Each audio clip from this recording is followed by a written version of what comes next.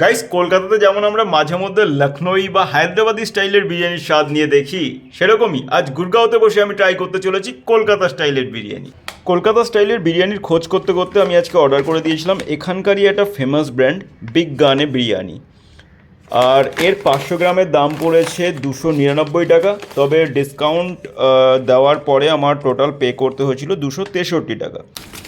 Unpack করে ফেলেছি বিজ্ঞানের 500 গ্রামের কলকাতা স্টাইলের চিকেন বিরিয়ানি, যার সাথে কিন্তু এরকম দু জায়গায় রায়তা দেওয়া হয়েছে, দুটোই রায়তা আছে। আর এই হচ্ছে গিয়ে 500 গ্রামের কলকাতা স্টাইলের বিরিয়ানির বাক্স। এর আগে কিন্তু এই সেম ব্র্যান্ডের আমি হায়দ্রাবাদি স্টাইল খেয়ে দেখেছি, সেটা খেতে কিন্তু খুব দারুণ ছিল। এই ফার্স্ট টাইম আমি অর্ডার করলাম বিগ গানের কলকাতা স্টাইল বিরিয়ানি। দেখা যাক।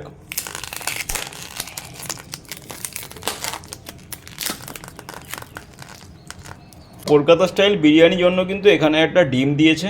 আমাদের কলকাতায় কিন্তু অনেক দোকানেই বিরিয়ানির সাথে ডিম দেওয়া হয়, সেটা চিকেন বিরিয়ানি হোক, মাটন বিরিয়ানি হোক, যাই হোক। আর সাথে কিন্তু এইটুকু একটা ছোট্ট মাপের আলু দিয়েছে, এইটুকু একটা ছোট্ট সাইজের আলু দিয়েছে। এবং এই বিরিয়ানি থেকে কিন্তু এক ফোঁটাও সেরকম গন্ধ বেরোচ্ছে না যেটা আমরা কলকাতা বিরিয়ানি থেকে পাই। মানে মেনলি যে ঘিয়ের গন্ধটা আমরা পাই, সেই ঘিয়ের গন্ধ কিন্তু এই বিরিয়ানি থেকে একদমই বেরোচ্ছে না। এই সাইজের আলু দেখলে কলকাতা স্টাইলের বিরিয়ানি নিজেই লজ্জা পাবে, কারণ আমাদের কলকাতায় কলকাতা স্টাইল বিরিয়ানিতে এত বড় সাইজের আলু থাকে। এবং আমরা বাঙালিরা কিন্তু পার্সোনালি বিরিয়ানির চিকেনের থেকে বেশি পছন্দ করি বিরিয়ানির আলুটা। খাওয়া যাক কলকাতা স্টাইল বিরিয়ানি গুরগাঁওতে বসে।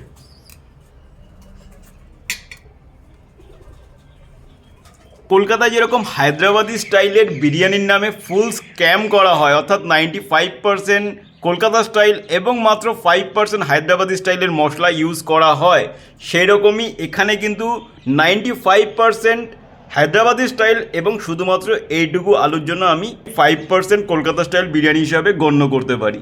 তো চলো খাওয়া যাক গুরগাঁওতে দাঁড়িয়ে কলকাতা স্টাইলের স্ক্যাম বিরিয়ানি।